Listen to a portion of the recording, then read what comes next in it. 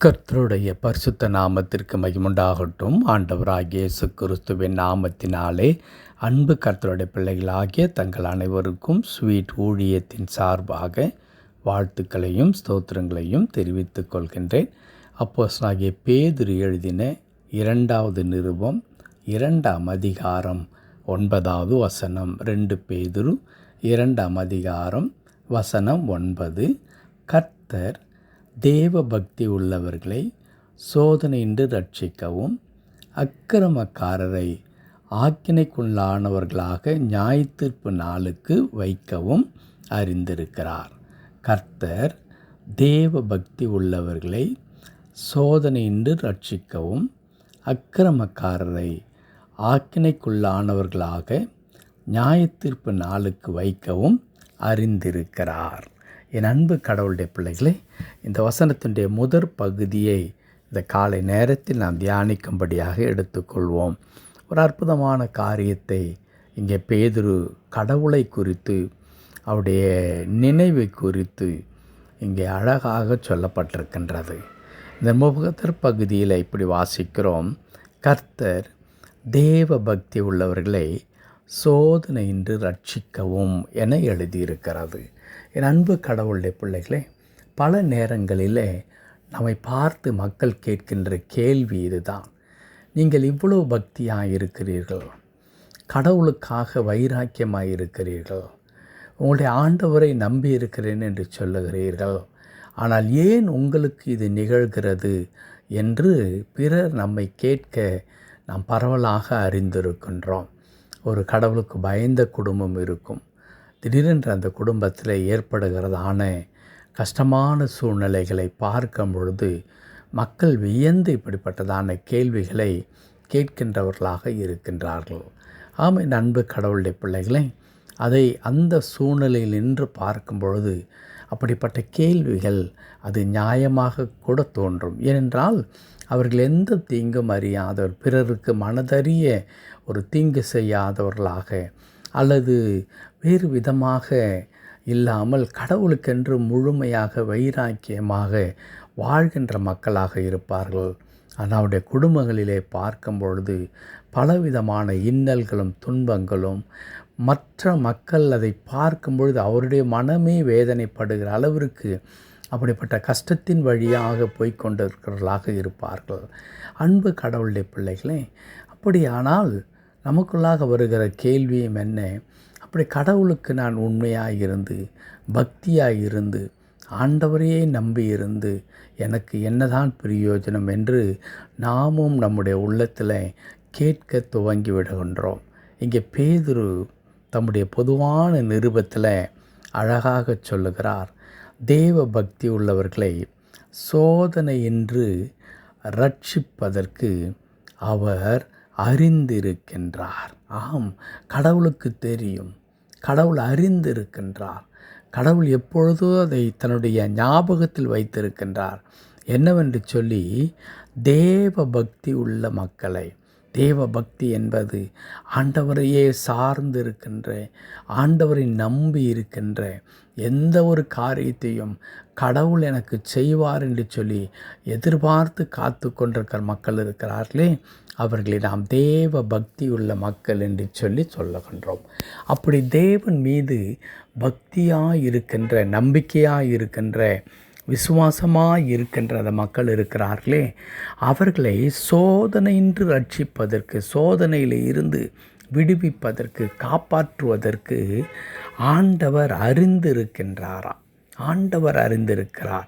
இந்த வசனத்தை அல்லது இந்த வார்த்தையை நாம் கூர்ந்து கவனிக்கும் பொழுது, தேவ பக்தி உள்ள மக்களை சோதனையின்றி கடவுள் விடுதலையாக்குவார் என்று எழுதியிருக்கிறதே தவிர, அவர்களுக்கு சோதனையே வராமல் கடவுள் பார்த்து கொள்வார் என்று எழுதவில்லை. அப்படியானால் பக்தி உள்ளவர்கள் கூட, கடவுளை பற்றி கொண்டிருக்கிறவர்கள் கூட சோதனை என்பது நிகழத்தான் செய்கிறது. கஷ்டங்களும் பாடுகளும் வேதனையான ஒரு சூழ்நிலையும் அவர்கள் வாழ்க்கையை தாக்கத்தான் செய்கின்றது. ஆனால் என்ன வித்தியாசம் இருக்கிறது? அப்படி சோதனைகள் கடவுளுக்கு பயந்த தேவ பக்தியுள்ள மக்களை தாக்கும் பொழுது கடவுள் அந்த சோதனை இன்று அவர்களை காப்பாற்றுவதற்கு, விடுதலையாக்குவதற்கு அவர் எப்பொழுதோ அதை அறிந்தவராக ஏற்ற நேரத்தில் அவர்களுக்கு உதவி செய்கின்ற ஒரு அருமையான ஆண்டவராக அவர் இருக்கின்றார்.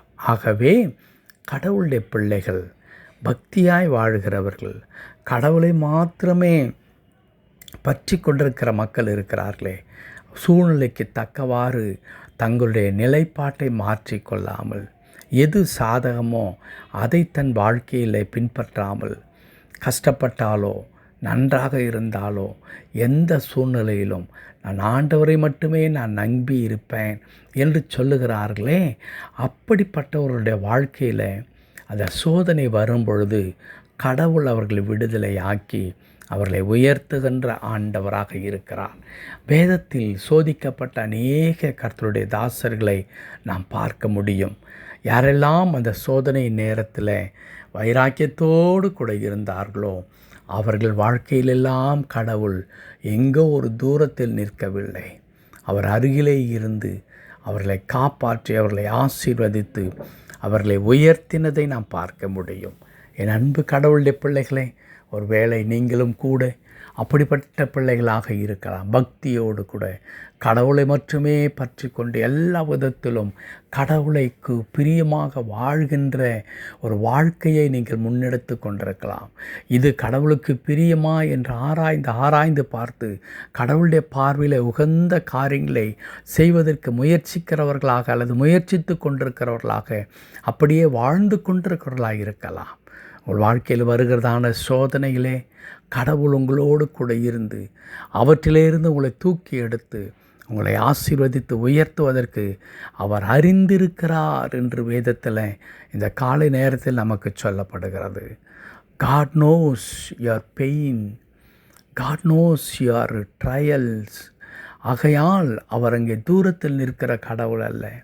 அவர் உங்கள் பக்கத்தில் வந்து உங்களுக்கு ஆறுதல் தந்து உங்களை தூக்கி எடுக்கின்ற கடவுளாகவும் உயர்த்துகின்ற ஆண்டவராக இருக்கின்றார். ஆகவே என் அன்பு கடவுளுடைய பிள்ளைகளே, ஆம், தெய்வ பக்தியாயிருக்கிற எனக்கு ஏன் இது என்று சொல்லாதிருங்கள். தெய்வ பக்தியாயிருக்கிற உங்கள் வாழ்க்கையில் பிசாசானவன் பலவிதமான சோதனைகளை கொண்டு வந்தாலும் கடவுள் அதை ஆசீர்வாதமாக உங்களுக்கு மாற பண்ணுவார். ஆகவே சோதிக்கப்படுகிற காலங்கள் உங்களுக்கும் எனக்கும் அது லாபமே தவிர அது தீமைக்கானது அல்ல. ஜெபிக்கலாமா? கிருபை நிறைந்த நல்ல ஆண்டவரே, உமக்கு நன்றி செலுத்துகிறோம். உம்மை நாங்கள் துதிக்கிறோம். கர்த்தாவே, தேவ பக்தியாய் நடக்கிற மக்களை சோதனையின்றி விடுதலையாக்குவதற்கு என் ஆண்டவரே நீர் அறிந்திருக்கிறதற்காக நாங்கள் உமக்கு நன்றி செலுத்துகிறோம். ஆம் கர்த்தாவே, சோதிக்கப்பட்ட பின்பு நான் சுத்த பொன்னாக விளங்குவேன் என்று கர்த்தருடைய வார்த்தை சொல்லுகிறது. கிறிஸ்துவ வாழ்க்கை சோதனை இல்லாத வாழ்க்கை அல்ல, பாடுகள் இல்லாத வாழ்க்கை அல்ல. ஆண்டவரே, இது பாடுகளும் வேதனைகளும் நிரம்பின வாழ்க்கையாக இருந்தாலும் கடவுள் அவற்றின் மத்தியிலே இருந்து எங்களை அற்புதமாய் வழி நடத்தி அந்த சோதனை, பாடுகள், கஷ்டங்கள் இது தூக்கி எடுத்து எங்களுக்கு ஒரு அற்புதமான எதிர்காலத்தை தருகின்றவராய் இருக்கிறீர். அதற்காய் தோத்திரம். அப்படியே என்னுடைய இணைந்து ஜெபித்து கொண்டிருக்கிற அன்பு கடவுளுடைய பிள்ளைகள் அவர் தம் வாழ்க்கையில் காணப்படுகின்ற எல்லா பிரச்சனைகளையும் ஆண்டவரை அறிந்திருக்கிறேன். அப்பா, உமது பிள்ளைகளுக்கு இறங்கி அற்புதங்களை செய்து விடுதலையாக்கி உமது பிள்ளைகளை பலப்படுத்த போவதற்காக நன்றி செலுத்துகிறோம். தாழ்த்தி அர்ப்பணிக்கின்றோம். பொறுப்படுத்திக் கொள்ளும். மீட்பர் நாமத்தில் ஜெபிக்கிறோம் எங்கள் நல்ல பிதாவே. ஆமென், ஆமென்.